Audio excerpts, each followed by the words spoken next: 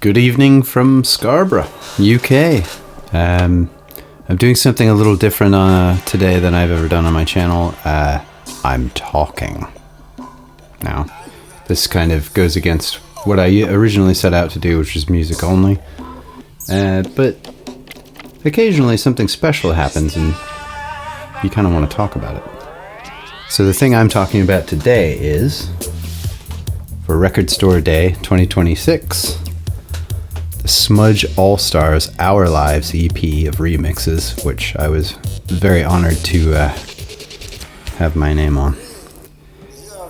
More specifically, the Fletcher Fathoms Frequinox mix, featuring none other than Lee Scratch Perry, Earl 16, and Dennis Bovell. This track came out 6 months or so ago in digital format, which I will link to in the description here. But this vinyl is very special. Violent Drum included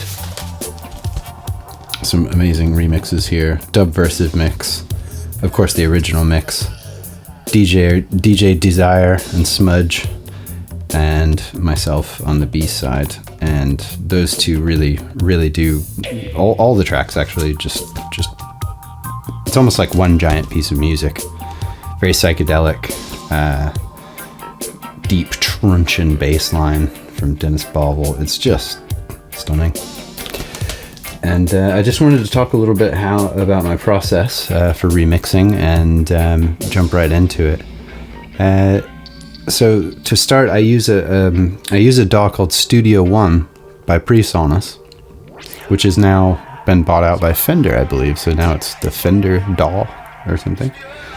In any case, the reason I use this DAW specifically for remix work is a specific feature called Scratch Pad. Now, this allows you to split the project into two different sides, and then you can just clip out one shots or loops and drag them to the other side and start rearranging and playing with stuff. And I find this way of working incredibly quick and inspiring and fun, specifically for remixes. I approach most of my remixes this way. And this one was no different in that respect. So I used an array of plugins, and what I do once I get everything to the Scratch Pad side kind of arranged roughly, I will then use another feature I love with the Presonus ecosystem, is that you can do what's called event effects. So you can grab your plugin and simply drag it onto that one part or that one loop or that one shot, if you like. And I find this much quicker and much more inspiring than automating everything. I do automation on certain parameters, for instance, when I was playing this lovely Godin guitar here, I was automating the analog delay, which is actually a native plugin for the Presonus. It's kind of like a sort of like an old rack analog bucket brigade delay effect. And so I was animating the modulation on that with this guitar while it just made it kind of dreamy and otherworldly.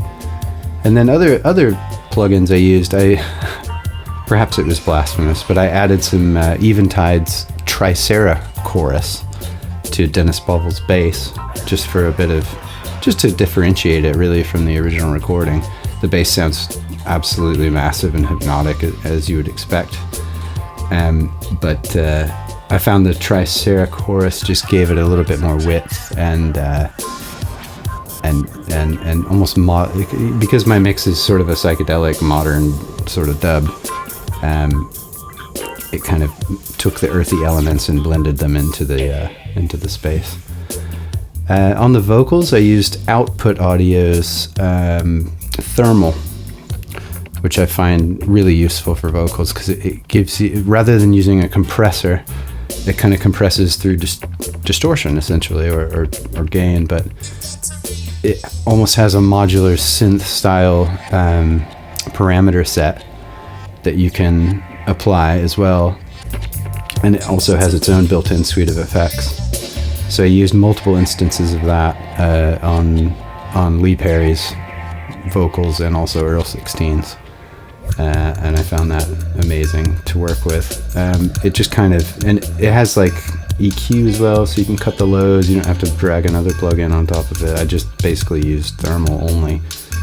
Apart from on Lee Perry's, where I used Baby Audio, and Baby Audio has Spacetime, which is a delay and reverb plugin that I use quite a lot, and it just sounded great on Lee Perry's sage words throughout the track.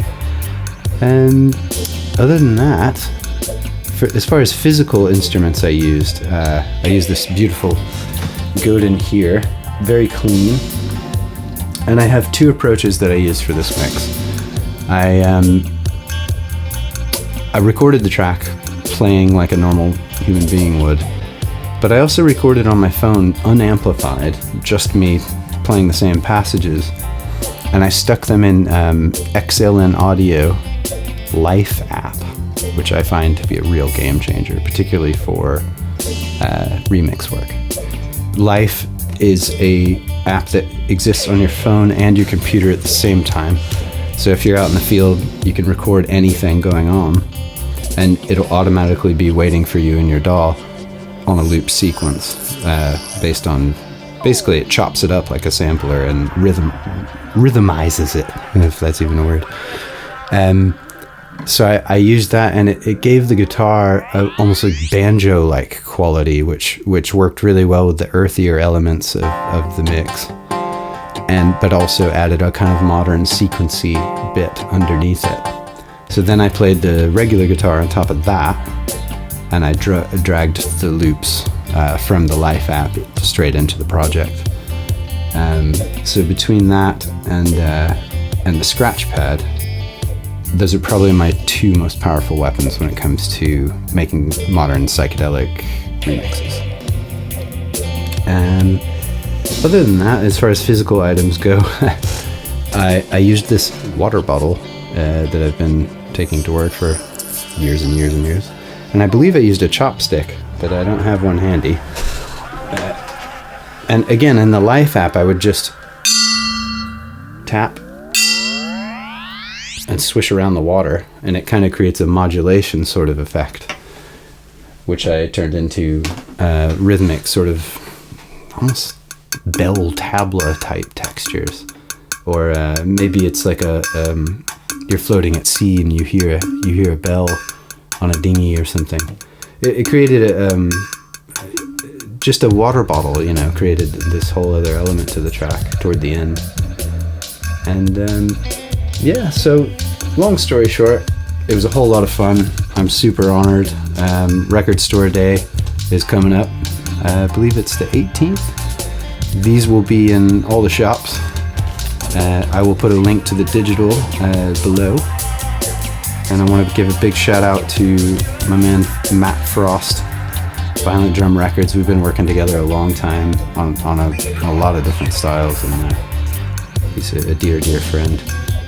And I want to give a big shout out to DJ Desire, Dubversive, obviously Earl 16, Lee Scratch Perry, Dennis Bovell. Endless wellspring of inspiration. So keep creating, and thank you for all the support on this channel I've gotten in the last few months. It's been really unprecedented, really. And here's to more adventures.